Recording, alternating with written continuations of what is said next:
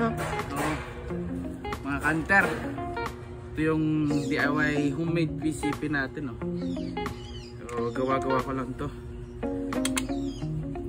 Yung bala natin, yung gamiting bala natin is ito. Pomit. 22 caliber, 18 grain. So, try natin patamaan yung target natin.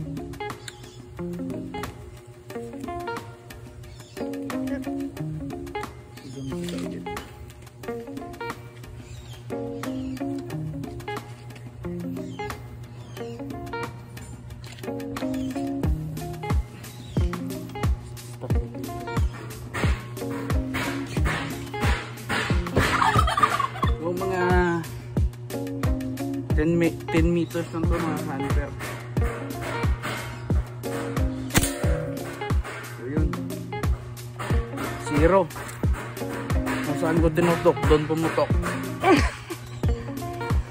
Doon tumawa. Goods.